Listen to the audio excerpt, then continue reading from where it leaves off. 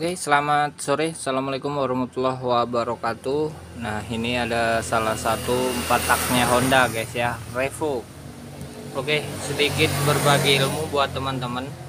Ini di motor Honda ya, empat taknya Honda. Kalau untuk Yamaha nggak bisa, guys, karena ada perbedaan yang mau diakali nih bahasanya ya. Nah, di sini motor ini keluhannya, guys, saya jelasin dulu ya. Tarikan awal berat, dan kalau udah jalan gitu bawa beban berat atau boncengan itu dut dut dut dut dut motor. Kalau buat nanjak juga kayak gitu, guys, berat banget, terus dut dut dut dut dut gitu. Nah, di sini pasti banyak yang tahu teman-teman, masalahnya ada di dua part ini, guys, namanya kampas ganda dan mangkok gandanya. Kalau udah masalahnya keluhannya seperti tadi ya. Nah, di sini motor ini untuk kampas ganda ini teman-teman bisa lihat tuh, masih tebel banget ya, masih bagus, masih sip. Terus berarti masalahnya ada di part satunya, yaitu mangkok ganda atau lonceng ganda, guys ya. Nah, ini kalau jurus penyelesaiannya yang cepat, yang banyak budget, ini diganti, guys, selesai masalah, motor pasti bertenaga lagi. Nah, kalau untuk di kampung-kampung seperti di tempat saya ini, guys, kalau mau beli mangkok ganda ini, apalagi yang ori ya, ini harganya kan lumayan banget, harganya bisa di atas 300. Nah, kalau misal pakai yang bukan ori, jelas nggak awet, nantinya bisa kambuh lagi. Masalah itu ada di bagian mangkoknya, yaitu di dalam sini, guys. Nah, seharusnya dalam sini nih halus ya, seperti tromol, tapi karena udah pemakaian usia jadi kemakan nih. Nah, ngerel ya bahasanya di bagian mangkok gandanya, kemakan sama kampas gandanya, karena bentuk kampas gandanya seperti ini nih ya. Nah, kenapa masalahnya kampas ganda ini kok harus dikasih rel ya, nggak seperti Matic. Nah, karena di motor 4 tak kampas ganda ini kan direndam oli, jadi ini untuk jalur olinya, guys. Kalau misal nggak dikasih jalur rel kayak gini, oli nggak bisa masuk di selah-selahnya sini. Jadi beda sama Matic. Kalau Matic kan kampasnya seperti kampas rem ya, nggak ada rel-relnya kayak gini, karena dia pakai kampas kering. Kalau ini kampas basah.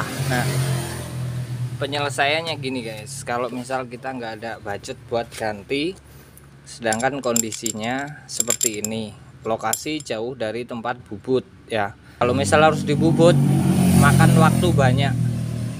Jadi ini gini, nah ini kampas tetap saya pasang yang lama ya, atau teman-teman bisa diganti baru kalau memang sudah bermasalah kampasnya. Nah, ini udah tak terapin di beberapa motor dan bertahun-tahun. Gimana cara ngakalinya? Nih teman-teman bisa cari ring ya, kalau nggak ada ring bisa ngambil dari bekas laher. Nih penutup laher, ini saya pakai penutup laher nomor 6002, guys. Nih 6002 ya. Ini gunanya ring ini mau saya pasangin di sini, guys. Nih karena pas posisi diameternya sama dan bisa masuk di kruk asnya juga ya. Jadi fungsi ring ini untuk memajukan ke sini ya posisi kampas ganda. Jadi yang awalnya kampas ganda ini misal gini nih, gimana yang jelasinnya ya. Nih, ini kan kampas ganda misal kita hitung nomor 1. Nah, dia berarti nyemplung di rel nomor 1 ya. Nih rel yang bagian dalam. Kalau kampas ganda yang nongol, ini nongol nomor 1, berarti di sini yang ngerel tenggelam di nomor 1. Nah, kalau misal kita pasang ring dengan diameter ketebalan itu sekitar berapa mili ya, yang penting teman-teman bisa diukur ketebalan ringnya. Nah, jangan lebih tebal dari batas-batas kampas ganda ini yang rel ini. Nah, ini kan sama gedenya nih. Nih sama gedenya sama yang rel ya.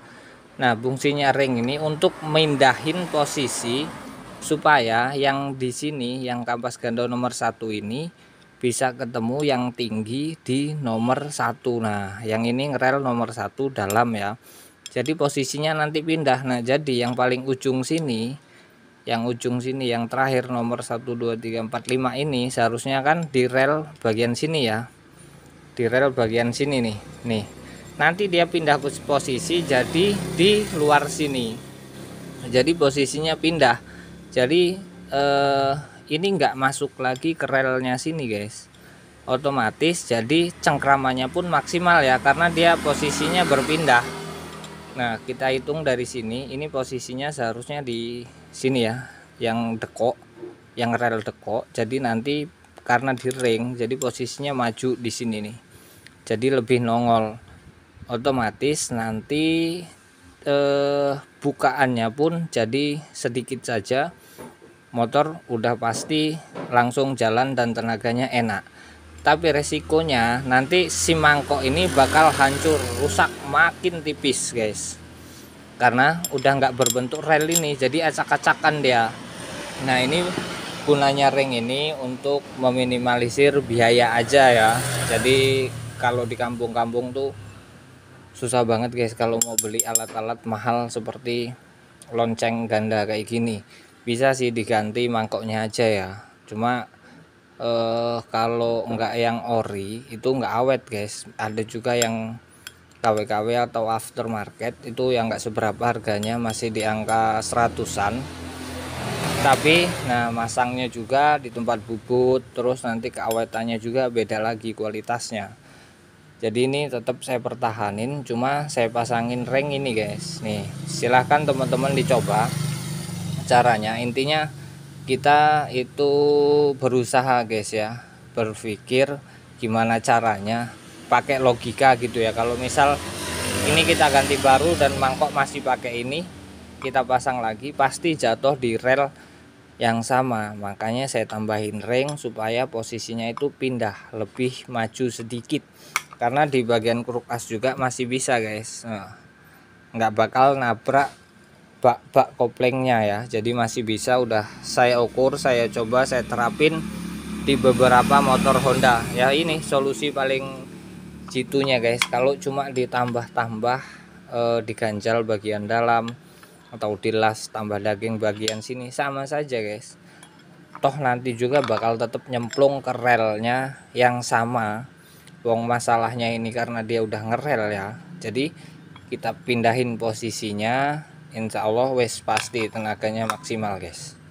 Teman-teman silahkan dicoba.